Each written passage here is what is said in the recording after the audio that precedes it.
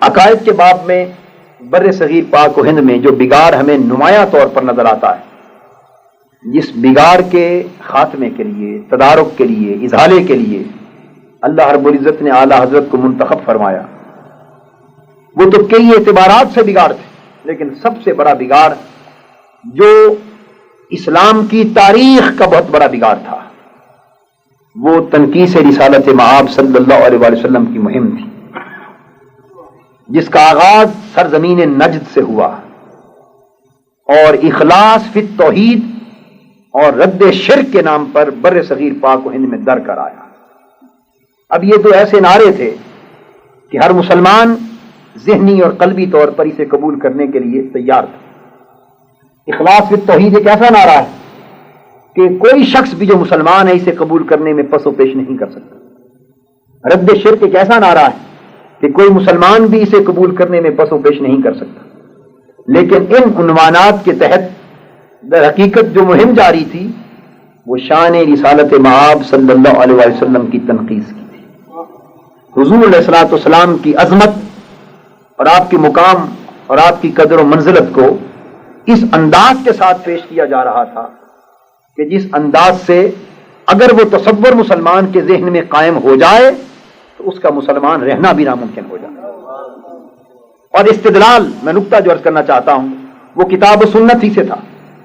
استدلال کتاب و سنت ہی سے کیا جا رہا تھا۔ وجہ اس کی یہ تھی، وہ ایک بنیادی نقطہ جو اللہ رب العزت نے اعلیٰ حضرت کی سمجھ میں ڈالا، اور اس مرد حق نے اور اس مرد لازوال نے جس نقطے کو سمجھ کر امت مسلمہ تک اس نقطے کو منتقل کر دیا۔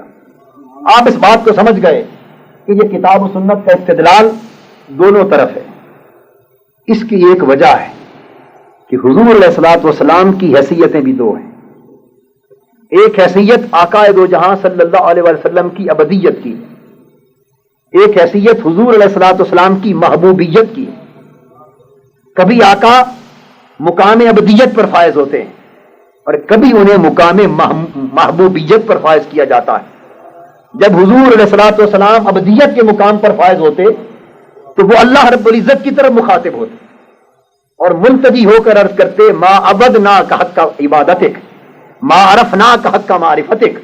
اے اللہ، ساری رات کھڑے ہو کر اپنے مبارک قدموں کو کثرت مجاہدہ سے ورم کے ساتھ سجا کر بھی عرض کرتے کہ باری تعالیٰ تیری عبادت کا حق ادا نہیں کر سکا اور تیری معرفت کا حق ادا نہیں کر سکا۔ تو جب ابدیت کے مقام پر ہوتے تو دن میں 100 بار اللہ رب العزت کی بارگاہ میں توبہ اور استغفار کرتے۔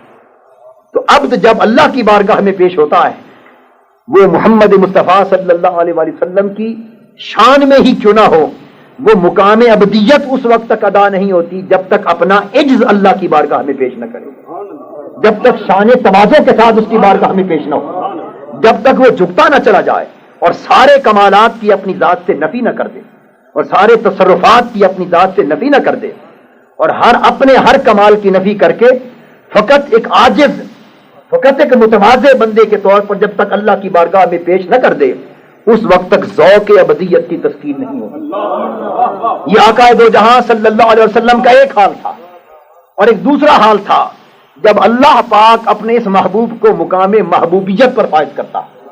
تو جب یہ مقام ابدیت پر ہوتا تو قدم متورم ہوتے، لیکن یہ اللہ کا برگزیدہ بندہ عرض کرتا کہ تیری عبادت کا حق پھر بھی ادا نہیں کر سکا۔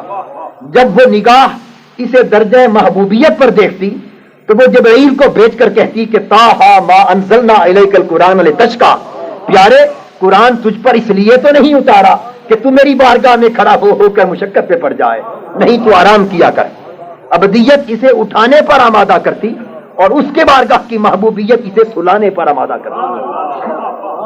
تو جب یہ بندہ اپنی ابدیت کے مقام پر اللہ کا یہ بندہ ملتجی ہوتا، اپنی تواضع پیش کرتا، جب وہ نگاہ ایزدی سے مقام محبوبیت سے دیکھتی تو وہ فرماتی لا اقسم بہذا البلد وانت حل بہذا البلد، اے میرے محبوب، میں خالق ہوں شہر مکہ کا، میں خالق ہوں کعبہ کا، حجر اسود کا، حتیم کا، ہر شے کا خالق ہوں، اور خالق کو اپنی مخلوق کی قسم کھانے کی ضرورت نہیں ہوتی۔ مخلوق جتنی بھی بلند ہوا کرے وہ خالق کے قسم کی بذات لائق نہیں ہوتی، لیکن محبوب باوجود اس عظمت اور اس فرق کے میں اس شہر مکہ کی قسم نہیں کھاتا. اس لیے نہیں کھاتا شہر مکہ کی قسم کہ یہاں کعبہ ہے، حجر اسود ہے، حتیم ہے، سب کچھ ہے، یہاں صفا مروہ ہے، سب کچھ ہوا کرے، تو پھر بھی یہ شہر اور یہ زمین میری قسم کے لائق نہیں ہوتے. وانت حل بہذا البلد، محبوب قسم سے مستغنی ہو کر پھر بھی شہر مکہ کی قسم کھاتا ہوں. اس لیے نہیں کہ کعبہ ہے، فقط اس لیے کہ تیرے قدم یہاں کی زمین کو لگ جائے.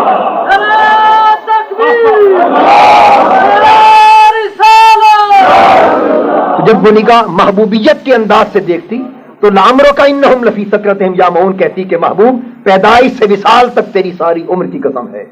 جب وہ اس نگاہ سے دیکھتی تو کہتی ووالد وما ولد، قسم ہے تیری جد کے ہر فرد کی جس کی پشت میں تیرا نور رہا، اور قسم ہے تیری کہ جو مولود ہوا جس کی خاطر کائنات کو ولادت ملی. یعنی یہ رخ ابدیت کا اپنے آپ کو پیش کرنے کا جدا تھا، اور محبوبیت کا رخ اسے پیش کرنے کا جدا تھا.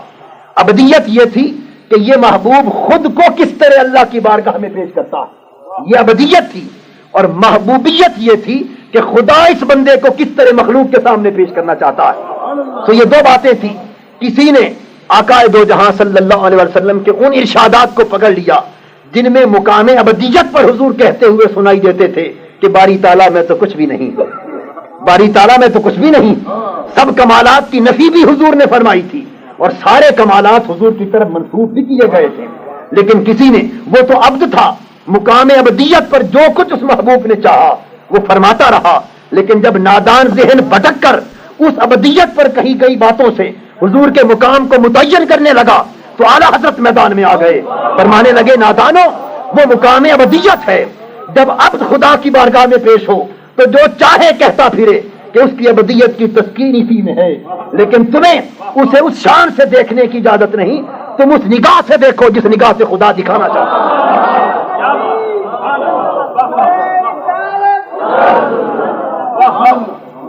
اس نگاہ سے دیکھو جس نگاہ سے خدا دکھانا چاہتا ہے. اس لیے تمہارا اعتقاد مقام ابدیت پر نکلے ہوئے کلمات کو اگر مدار اعتقاد سمجھو گے تو درست نہ رہے گا. مقام محمودیت اور مقام محبوبیت سے صادر ہوئے کلمات کو اگر ان کو معیار اعتقاد سمجھ کر دیکھو گے تو اعتقاد سمجھ جائے گا. بس یہ ایک نقطہ تھا. اس نقطے نے جنہوں نے اس نقطے کو اپنا لیا، بات وہ بھی قرآن و حدیث کی کرتے تھے، لیکن اس راہ میں آگے چل کر تنقید کا راستہ کھل رہا تھا. جنہوں نے اس مقام کو پہچان لیا وہ بھی قرآن و سنت کی بات کرتے رہے، لیکن اس انجام پر پہنچے تو حضور کی عظمت نکل کے سامنے آ گئی. تو اعلیٰ حضرت نے تنقید سے رسالت مآب کی، اس مآب صلی اللہ علیہ وسلم کی اس مہم کو شد و مد کے ساتھ روکا. اور میں عرض کر چکا کہ اس باب میں اعلیٰ حضرت کا کام مجددانہ کام ہے. آفیشیل یوٹیوب چینل کو سبسکرائب کریں اور بیل آئیکن کلک کریں.